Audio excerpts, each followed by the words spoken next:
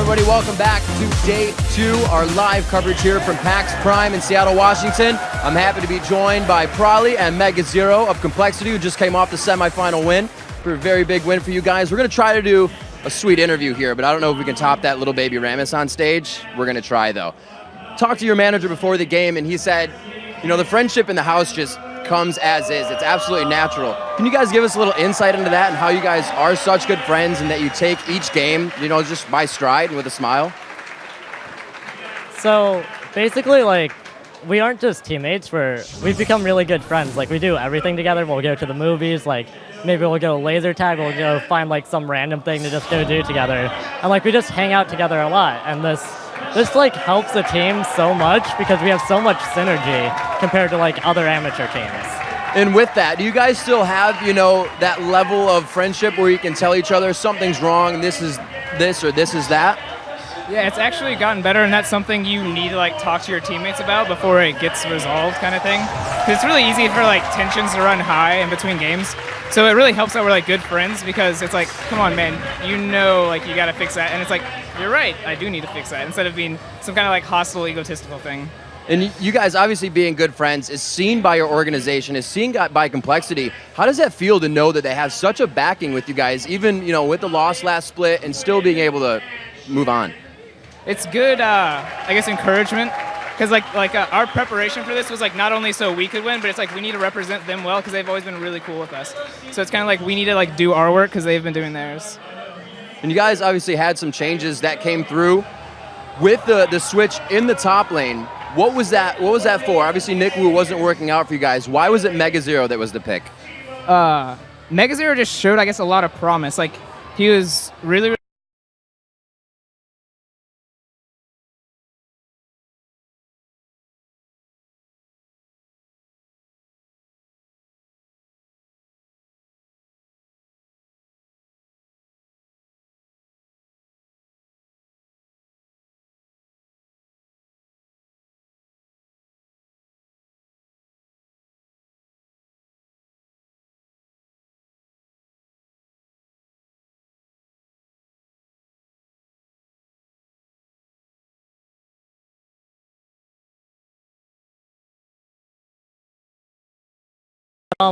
I just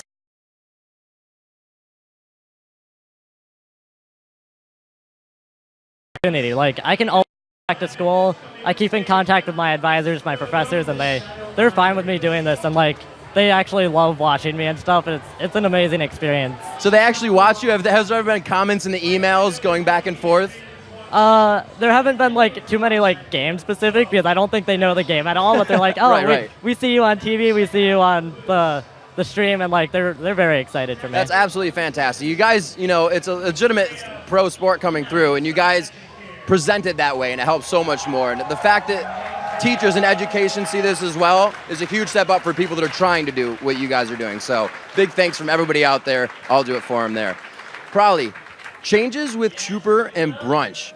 Trooper was kind of taken off the team for the mid, right? You came in, but he was put back on the team when Brunch decided to part ways. Was Trooper there as kind of a recuperation and you were going to find an AD carry since that wasn't his position, or was that for him to grow into the role? It seems like so far, like so long ago now, so I can't like quite remember. But I know it was like, yeah, it's like a Trooper has been on the team, so it was another like no-brain decision. It's like he wanted to be on the team and he's been on the team, so like everyone like knew him and had like good relationships. And then when he started playing, it was like really obvious that he wanted to be, you know, a really good AD carry. It wasn't like he played it because he had to or he was there. It's like he actually wanted to prove himself as a better AD carry than anyone else. So there was no reason to choose anyone else, and ended up him being like a really good fit, and it just stayed that way. And during Champ Select, obviously you don't have to give anything away, but who mainly do you guys like to comp around if you can? As a player, probably in mid, is it Mega on top when you can get Riven? Do you look for the solo lanes? Yeah, I guess a lot of our comps lately have been, especially against TBD, it was like there's some contested picks. Like obviously you saw Elise, like they banned it the first game and then first picked it the second game. So we try and build our comps around like these contested picks. So it's almost like we have more bans. So it's like we have our 3 bans and then like we ban them by picking their characters. All right, and you Not choosing to go with Riven this time, I kind of want to delve into what that experience was like, being able to compete in a best anything NA tournament. How did that feel for you? So the best Riven NA tournament, like, I don't know, it was kind of crazy. Like, you would imagine, like, playing in LCS or playing up on stage in front of, like, 100,000 people. It's like, you would be like, man, that must be, like, really intimidating. Like, but the best Riven NA tournament, I was sitting there, and it's like, it's so much pressure because, like, people, like, kind of expected me to win because I made a tweet and stuff. And I'm sitting there, and I'm like, oh, God, if I lose, everyone's going to make fun of me. What do I do? So, I mean, it was really fun. It's like a lot of mind games because you're both the same character. So you're like, oh, they use this ability, so I have this ability up on them. And then it's like, oh, they're this much experience in, I'm this much experience in. So, like, I'll have the advantage in, like, 1 minion. And it's just, like, it's a lot of mind games and, like, a lot of, like, mechanical skill. Is there any one thing that tells you when you know you've gotten that one extra attack that you are already going to have that win? Yeah, there is, like, a lot of stuff. Like, when I was playing, I would do like an early trade as soon as I hit level 2, and as soon as I got them to like half life and I'm at like 80%, I'm like, oh, they're going to have to back before me, and if they back before me, I'm going to get another level on them. It's just going to keep snowballing on them. Well, definitely a good pickup by you guys to grab Mega Zero. With that pickup, what has the preparation been for obviously the MCS here at PAX and now moving on? A lot of our preparation is making sure we're doing the right thing at the right time. A lot of our kind of like decision making is gotten better because we watch what we do. And we're like, why did we go up top right now? Like, there is no reason for us to be there. So now that won't ever happen again. And then kind of like the other half of our preparation is seeing what they play. Because like a big part of the strategy is not being good yourself, but knowing what they play and being able to either counter it or deal with it or ban it. So I want to step back a little bit to actually, when everybody was deciding to continue to stay with the team, were there any talks with some people that were wavering, that were saying, no, we can do this, we should stick together? It was actually like a pretty unanimous thing. It was like, we were friends. So it's like, you kind of don't want to just leave your friends. So it was almost like, well, we play this game all day together for like, 3 or 4 months. Like, I guess we can keep doing it because it's fun. And it worked out. And then like we just like kept with it kind of thing because we were getting better. And when you start getting better at something, it becomes more fun. So we just like ended up like what we're doing, and being able to get back in the LCS, like not being kicked out forever, is a really nice thing. Now, who's a shot caller mainly for Complexity throughout the game? So I guess in general we have like a couple different shot callers. Like, people are going to notice different things than other people. It's not just like one person knows everything. So I guess in general, like Lot and Prolly do like a lot of like the calls, but like, let's say I'm top lane and I notice their top laner's top and I can roam down before him, I'll call go for dragon. We can get this free dragon. So it's like everyone has their own input, but I guess Lot and Prolly do have like a bigger say. All right, guys, just a few more questions for you. Coming out as Complexity, being a very big organization, does that drive you guys to do better as well with that name on your shirt, getting those wins for Complexity? Yeah, like they give us a lot, so it's almost like shameful or rude if we don't do well ourselves. If we like lost everything, it'd be like, we're getting all this stuff and we're like doing terrible. Like we're jerks, man. So yeah, like they're gigantic and we want to make them even bigger. All right, and final question for either of you. Probably I'll direct it at you. What has been the biggest improvement for Complexity? Since we've seen them last. Actually, it sounds kind of funny. Our biggest improvement is just like not going ham on everyone. Like if we'll watch replays and we'll just be like, dude, why are we just like still fighting? We're literally just like charging one by one to like fight. And in game 2 against TBD, we actually were doing that. We were like, hey, like we're going back to our old ways. We need to like start figuring out the game like objective based and like group as 5 instead of just trying to like, I think I can 1v1 this guy, so I'm gonna go try it. All right, well, probably Mega, thank you very much. Congratulations on the win, gentlemen, and best of luck. All right, guys, we have a little bit more action. No, a lot more action to go. We're going to send it back to the desk for now. Back to you guys at the desk. Thank you very much, Riv. And as we saw, both Challenger semifinal matches are done. So let's take a look at the bracket. Because in Sunday's finals, it's going to be Cognitive Gaming taking on Complexity for that second spot in the spring promotion tournament. But don't feel too bad to be determined. Thanks to their win at MLG, they've already got a spot in the promotion tournament locked in. So that's going to be fun. We're going to see them tomorrow. We're going to see more of everything, of course, later on in the year. And we got more games today. But earlier today, we asked you guys which North American versus European LCS matchup do you most want to see at Worlds and why? Here's what you guys had to say. First up, I'd like to see Dignitas versus Gambit, because the matchup of Scar versus Alex would be totally explosive. Go Dig.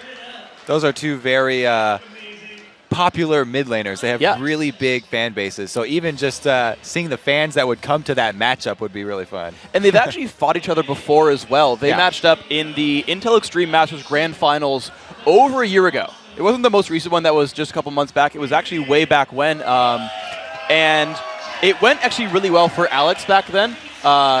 Basically, he had Diamond camp his lane, and they ganked Scar a whole bunch, like pre-6, and it was really brutal.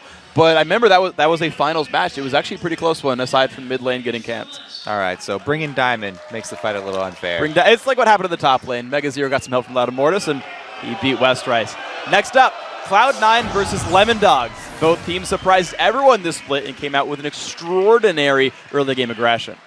That one would be a matchup of the #1 seeds there. So that everybody would want to see that one. That would be a very high skill level game. And it was crazy too because as the tweet mentioned, right? They're the new teams to the scene. Lemon Dogs came out of pretty much nowhere. It was like you brought Tabs, a mid laner, to AD carry. Like, really? Yeah, Chuper. Yeah, right. And the same with Chuper, same with CLG's lineup, though they're not doing as well as Lemon Dogs are. And Tabs was a great AD carry, actually. He did very, very well. Nuke Duck was like, I'm actually going to play Fizz. It's a team with Tabs on it, and he's not the one playing Fizz, which is really funny. And Nuke Duck did amazingly. And the rest of that team came from relatively nowhere. Compared to the rest of that scene, where you've got teams like Fnatic and SK, they're like, no, dude, it's freaking Lemon Dogs going to crush everyone. And I mean, the same thing with Cloud9. They didn't even make it in the spring split. They failed out. And they showed back up. Seeing the new upstarts do well was awesome. Yeah, I think both of those teams really deserve their first spots, too. All right, so next up says, I would like to see TSM versus Gambit because they are the fallen kings of Season 2 and Cloud9 versus Lemon Dogs as well, the new kings of Season 3. Especially with how TSM are playing under pressure, that one would be explosive. It's interesting to see that the top teams from Season 2 have been leveled up on, that you've got new kings. It's fun to watch. And next up, Cloud9 versus Gambit, the old versus the new, the unstoppable force versus the immovable object, Meteos versus Diamond. Need I say more? No, you don't. Those are two amazing junglers. Yeah. Going head-to-head would be very fun. Diamond versus Insec definitely didn't disappoint. That was fun, too. All right, next up, I would like to see Fnatic versus Cloud9 because, well, both teams are very strategic, aggressive, and explosive. Fnatic and Cloud9 also, you know, the 2 spot from Europe and the #1 spot from North America, very similar to that Lemon Dogs matchup. And since Fnatic actually beat Lemon Dogs in the promotion, they're the new top dog. They're the new top dogs. Indeed. All right. All right, guys. Those are some PAX-tastic tweets. Congratulations to the winners of the Logitech Gaming Mice as well. Keep them coming, guys. And guys, keep sending your answers our way. We're at LOL Esports, and remember to use the hashtag LCS. And then head over to bit.ly/PAXfeedback. Answer a few questions like what you guys think about fantasy esports and more. Yeah, you'll be helping us level up the LCS and make our broadcasts even better. All right, so before we get into the semifinals of the LCS playoffs, Kobe and I are going to bracket down the matchups. Because of the rough days yesterday here at PAX, Counter Logic Gaming and Curse are going to face off in the 5th place series. And taking part in today's 2 semifinal matches, it's Vulcan and Team Solo Mid in the first pairing, with Cloud9 and Team Dignitas filling out the second matchup. And now we've got to take a short break, but when you return, Curse and CLG are going to battle for a spot in the Season 4 Spring Split. And don't go anywhere. The North American LCS Regional Playoffs live from PAX Prime will be right back.